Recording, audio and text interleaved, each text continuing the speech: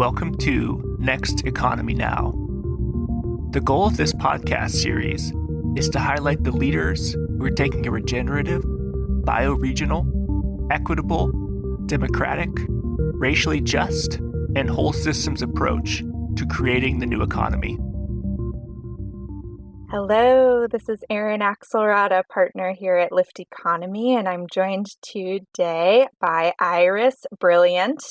Iris is a money coach who guides wealthy people who are confused about what to do with their money to create a deeply liberating vision and plan for their wealth, lead values-aligned lives, and help fund social justice. She brings expertise in social justice philanthropy and investing to offer a safe, compassionate space for people to heal their shame, confusion, or anxiety about money. And she wrote an amazing guide called How to Create Safety and Security Without Accumulating Wealth. Without further ado, Iris, welcome to the show. Thanks for having me, Erin.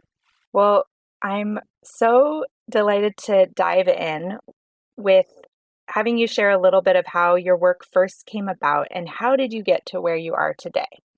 Great. Hi, everybody. I'm Iris, as Erin mentioned, and most people don't know what a money coach is, let alone an anti-capitalist money coach. So I came to this work through being the first person in my family to be raised wealthy, but coming from a fairly political family that really values social justice, really values racial justice, and being predisposed to getting politicized at a young age.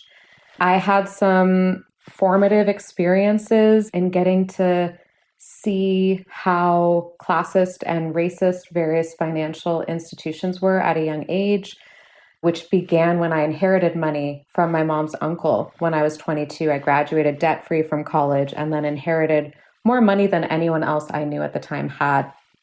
I remember sitting down with my financial advisor, their financial advisor, who they then kind of handed me over to discuss investments.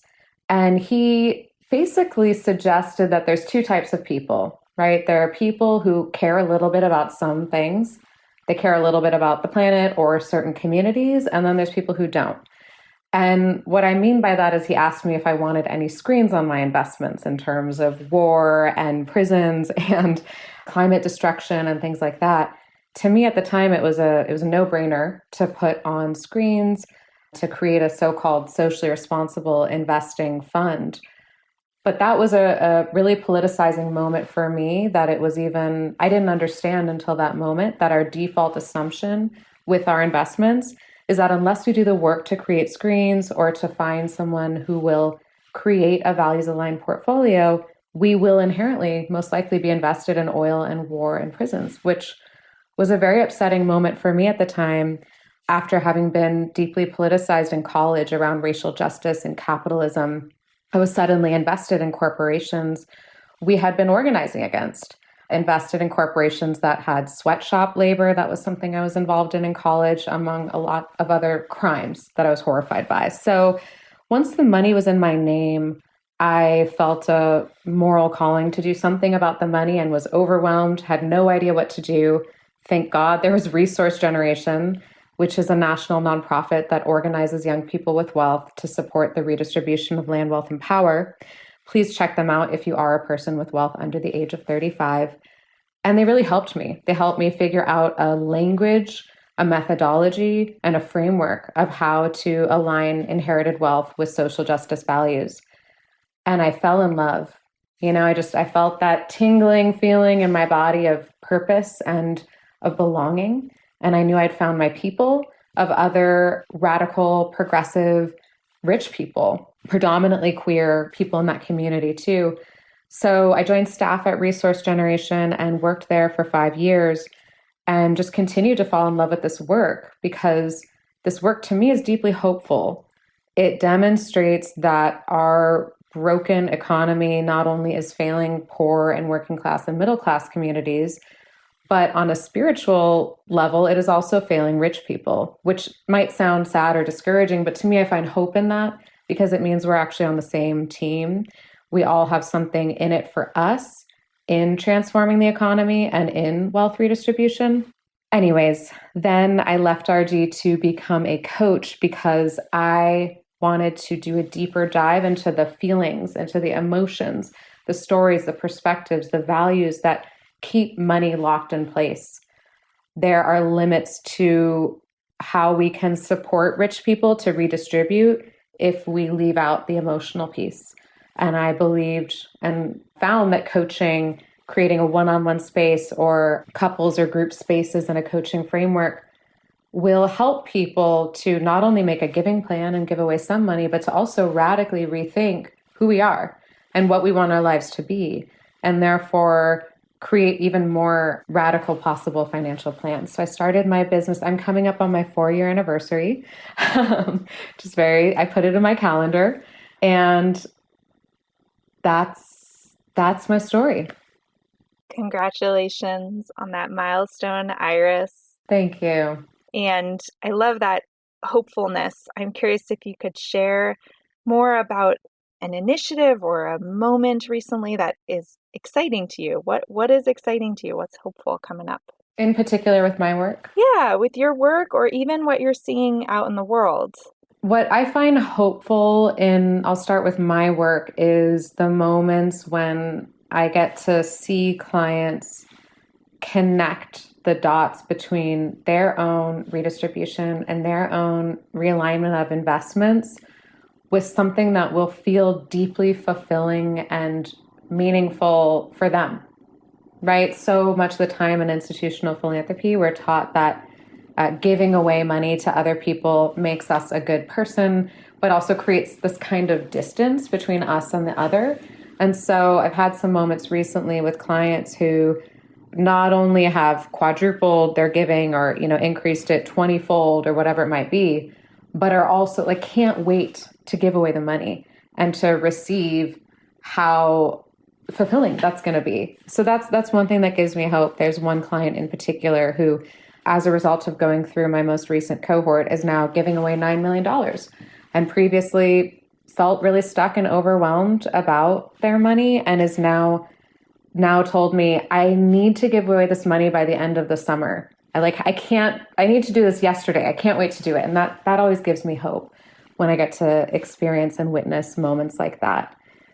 In the world, I'll give some shout outs to things that give me hope. In particular with investing, I feel inspired by models that pay back co-op owners and business owners before trying to give a profit to investors, to folks like Potlicker Capital, who I recently got to meet, and the Real People's Fund in the Bay Area, and so many other amazing groups and institutions that are prioritizing workers and prioritizing small business owners in getting to have self-determination in their business's future without the stress and pressure of needing to create an extractive profit for investors and also for rich people in particular who don't necessarily need to see that profit. I am also inspired by and excited about the Next Egg, which I know you, Erin, are a co-initiator / co-founder of, which is offering frameworks and models for how to radically rethink retirement in less of an individualistic, extractive way. Those are some things that give me hope. Awesome. Could you tell us a little bit about the leadership that you've contributed in the form of that piece that you wrote, How to Create Safety and Security Without Accumulating Wealth? Yeah, so the piece Erin is referring to is an article about breaking the vicious cycle of wealth accumulation and radically rethinking safety and security. And the little visual that's on there with the arrows came to me initially, as so many things do, on a frantic scrap of paper, when I was just having a moment of trying to connect the dots of these really consistent themes and patterns I see with my clients and within myself and within my own biofamily around how isolation functions and is a necessary foundation for wealth accumulation, endless, needless wealth accumulation and addiction to money. If it wasn't for the isolation piece, and if it wasn't for segregation too, right? Class and race segregation. I just don't believe that we as humans would want to accumulate endless wealth. That's my spiritual and political belief. I approach this work with the assumption that all people are inherently compassionate and loving and curious. And it is only because of the oppressive society we live in that we would ever behave in these absurd ways, such as hoarding hundreds of millions of dollars that we don't need when other people desperately need that money. So I wanted to put forth something that would kind of explain why we as rich people are so called to and conditioned to hold on to money in a compassionate framework. So without justifying our behavior, but to also support us to have a bit of context that this isn't an individual problem, this is a collective problem, and it requires holistic solutions. As I was saying before, we can't just, well, it's rare that someone will wake up one day and give away all of their money. I'm sure that might happen, but I've never really seen that in my life. What it really takes is so many moments of deep emotional unpacking and engaging and grappling with our identity, with the assumptions that we hold about wealth equaling safety. I also wanted to offer a hopeful vision about how it's that fine line of hopeful and scary, maybe, right? We're living in a crumbling and scary stage of late stage capitalism and climate chaos and destruction. And so we really can't rely on the old paradigms around finance anymore. So there's something in it for us about getting to when I say us, I mean those of us with more money than we need. I want to inspire and create hope that as we redistribute wealth and as we include more people in the group of people that we care about, we will be creating more safety for ourselves. So I wanted to just create some hope and inspiration. I hope I made sense. I kind of went off there. I get really excited about this topic, but it came to me when just in a moment of connecting some of those dots and trying to make sense of the absurdity that we're dealing with and the absurdity that lives within me too, right? I am also feel those feelings. So amazing. And just for the listeners, I want to read out what this image was that you referenced. It's titled The Vicious Cycle of Wealth Accumulation. And there's just these little statements around that saying things like, the more money we hold on to, the less we seek out reciprocity and community support. The more isolated we become, the more we use money to solve our problems, the more money we feel we need to be okay, and back to the more money we hold on to. And it was interesting for me hearing you ask the question or make the statement, those of us with more money than we need, because you work with high net wealth individuals, but I see this on more of a global scale too when we look at climate justice, that there's a number of people in the US who would not be defined as high net wealth individuals, but have more money than we need. And so I'm curious about how you think about what you wrote as it relates to not just high net wealth individuals, but others who may have the privilege of access to clean water straight out of the tap, or abundance of food, or disposable income to buy boundless consumer goods. How do some of those same things apply at large? Yeah, absolutely. I think any of us who are just thinking about ourselves individually, or even a small nuclear family as the extent of our care and concern about the world, are in a fragile position. And those of us who have really strong networks and communities where mutuality and care, collective care, are centered, we'll have more safety in the long run. So regardless of your current class status, regardless of your current income, I think each one of us, it's very rare that one of us is born into that type of strong community that's interconnected and embodying collective care, at least in this country. It's pretty rare. Most of us need to fight for that and figure out how to make it happen, be it joining one or creating one or just trying to find something for ourselves. So I do think that is relevant to everyone. I also just think the question of, if we were to look back 100 years from now at this really critical time in history, I think each one of us, especially those of us with social justice, politics, and values, would like to believe that we contributed something towards the turning tides in society, hopefully turning towards the side of justice. I think that's what we're all rooting for. So rather than having a scarcity mindset or a comparison mindset about, well, I'm not high net wealth, so I don't have a role to play, I would encourage everyone to assume you have roles to play, many roles to play, and for us to all give it all we've got so that in the future we can look back and be proud of how we participated in this time. So be it money and be it skills and resources, be it also just your love, right? I don't mean to be cheesy, but you showing up with an open heart to your relationships and supporting people and being a loving figure in people's lives is also an incredible contribution. And participating and offering your time to movements and projects who hold out a vision you feel inspired by, all of these are really important contributions as the money might ebb and flow in many of our lives. Amazing. What are a couple of initiatives that you're working on or projects that are helping to grow the next economy or to grow this vision of a more just and resilient future? Well, personally, I'm really excited that I'm going to start investing with Revalue, which I want to give a shout out to. They are an investing firm that really focus on making investing and more radical investing accessible to people of all class backgrounds. And you can invest in co-ops and BIPOC-owned businesses and things like that. So I'm personally, on a small scale level, excited to move money there.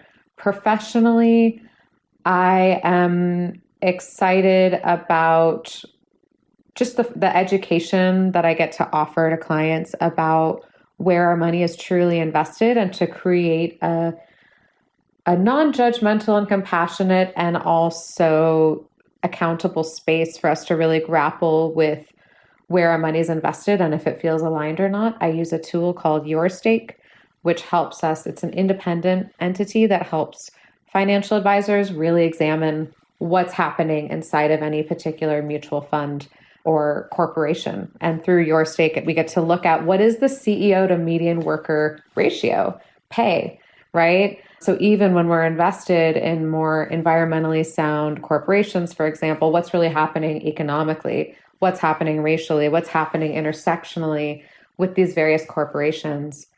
And then big picture, I'm excited about I feel that we're in a moment of shifting towards questioning on a bigger picture scale, especially since Occupy, and then more recently, just since the solidarity economy has been blossoming, questioning the absurd assumption that we should even be invested in these huge conglomerates and corporations that are destroying the planet and also oppressing us, that we should be investing in them and gambling our futures by owning shares in these companies, and that is somehow the way to then retire when we're 65. So I'm really excited about that turning tide of how we're questioning investing, big picture. And again, shout out to the Next Egg, who's doing a lot of work at helping create frameworks around how to rethink retirement. So those are some things. What is keeping you up at night? What are things that our listeners should be watching that are maybe scary in this space? So when I read the question, I wasn't sure if it was keeping me up at night in a good way or a bad way. So in more of a bad way.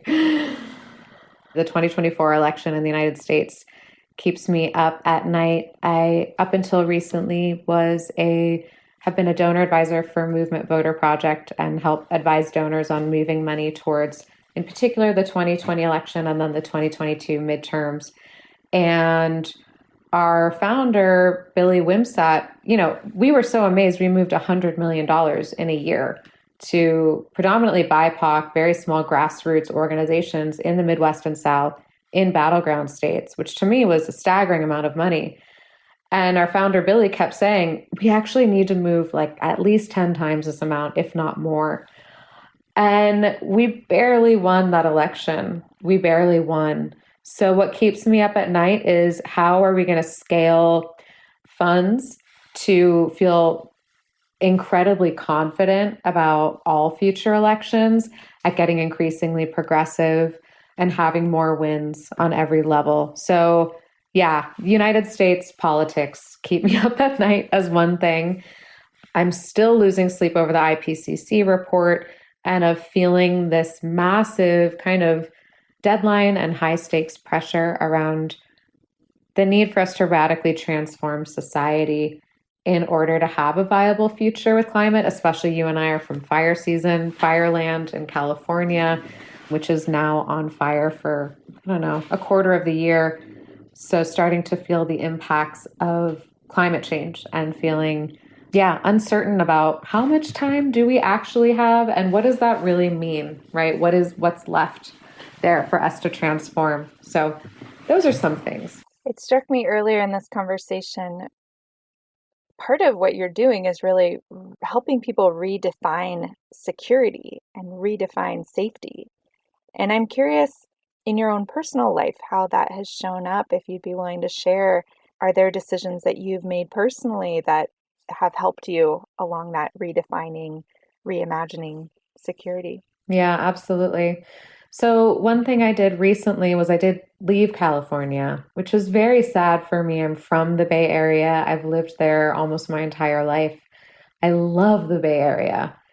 And both personally as someone who has asthma and felt distraught about fire season, and also someone who absurdly can't afford to buy land there, which again is wild to me given my amount of privilege, I decided to leave California and move to Minneapolis, move somewhere that has water, move somewhere that is more affordable, and also move somewhere where people aren't stuck in transients, because so many of my friends and community members kept leaving the Bay Area because it wasn't affordable and also because of fire season. So while of course we don't know exactly what the future holds for any particular region, I was willing to upend my life for the sake of having some sense of future that I could build towards that felt, more grounded and more stable, which of course came at a cost because, again, I'm still grieving, if you can't already hear that in my voice. I would also say personally, my friendships and my community is at the forefront of my life. The levels of trust and connection and intimacy in a really broad, just deciding to build out community and not want to do the tiny nuclear family thing is a really core value of mine that has meant that I do feel a lot more safety in the world, because I know that there's so many people who've got me pretty much unconditionally, which is probably the best part of my life. Beautiful. Those are some of the folks that will go ahead and read this document. Will see you kind of break down a number of these solutions, the pillars of true safety and security, and they include things like self-trust and that community building, that community connections, asking for help. What a concept. And then Still working on that. And then also, useful practical skills that you can always offer to the community, which I really love. So thank you. I really find that what you've contributed is very additive as well to this space. What is next for you in terms of like looking ahead with your coaching, with growing your business?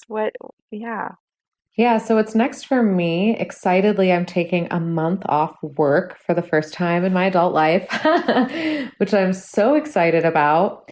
Again, connected with the themes of retirement, feeling inspired to not wait until I'm 65 to get to live a balanced life.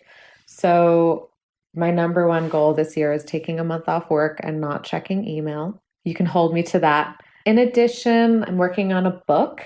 I won't share too much, very beginning stages, and I'm going to have to learn how one writes a book. I've never done that before, but it will be on the same themes of engaging with money, managing emotions related to money, figuring out how we want to make really sound financial decisions, in addition to some guidance around what to do when you inherit wealth. So that will be coming later on.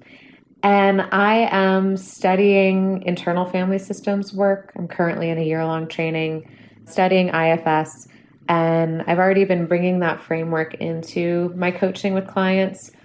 And I, expect to see workshops and classes and resources that will be shaped more by an IFS model, which for those of you who don't know, without getting too into it, it offers thinking and methodologies about how to handle just the different voices in our heads that might tell us really contradictory things, and how to manage and engage with those different voices, the different parts that live inside of us, how to integrate those in a path moving forward, right? So an example of that I often tell clients is I often see this polarized set of voices that show up when people inherit money or have money, which is there's one voice that comes in that's like, give it all away now. I don't want to deal with this anymore. And I want to be a radical activist. Let's just get rid of it. But it's kind of like impatient, right?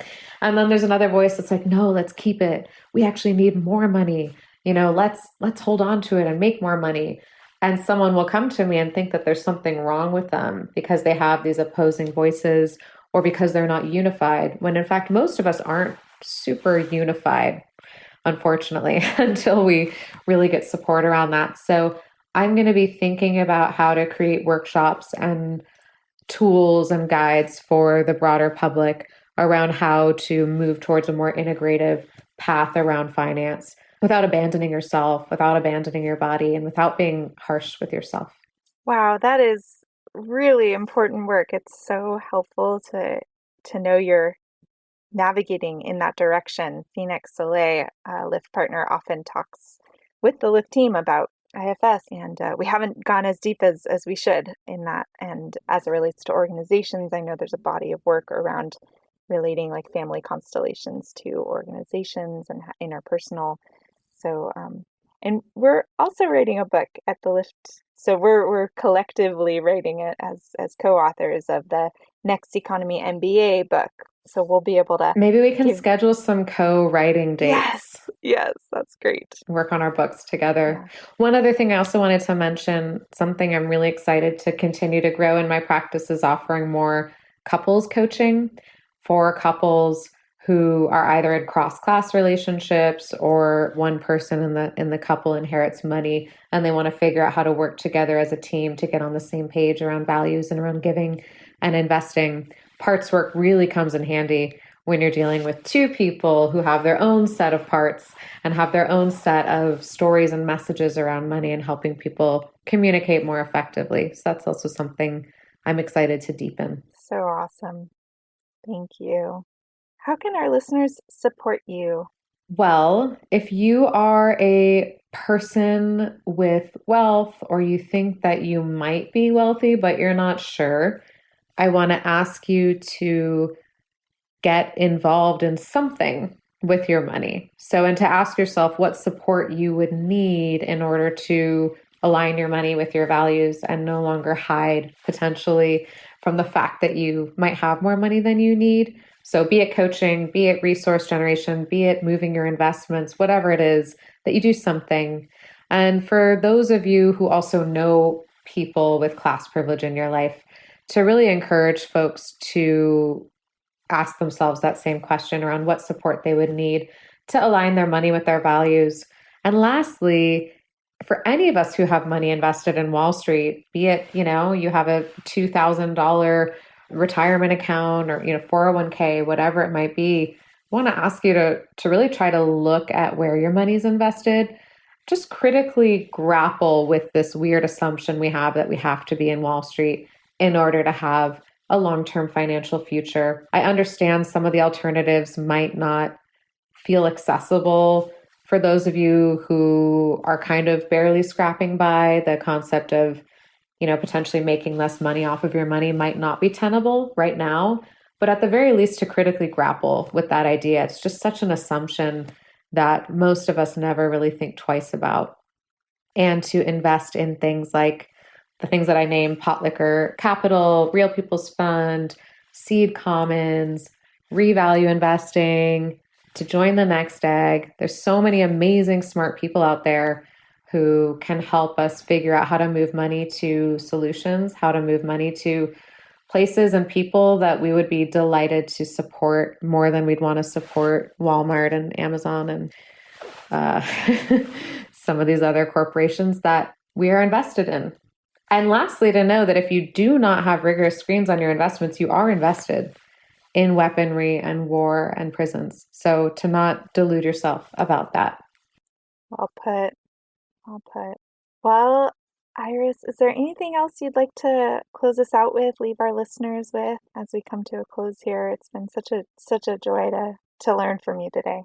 I like the theme you mentioned earlier, Erin, just around hope. And so maybe to just reflect on what, if you were to take on a hopeful stance about our collective future, right? To dare to hope that we might actually have an exciting, equitable future ahead of us that we're going to work really hard towards. What would taking on that hopeful attitude, how would that shift your financial decisions? If you were to move forward with trust and hope that we are in fact turning the tides and moving towards a more just society.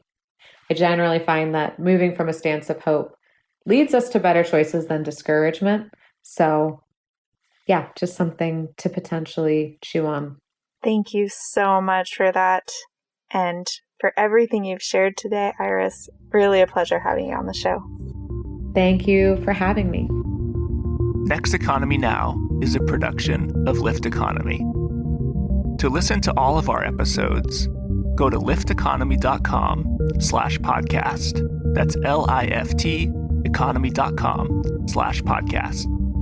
You can also sign up for our monthly newsletter at lifteconomy.com/newsletter.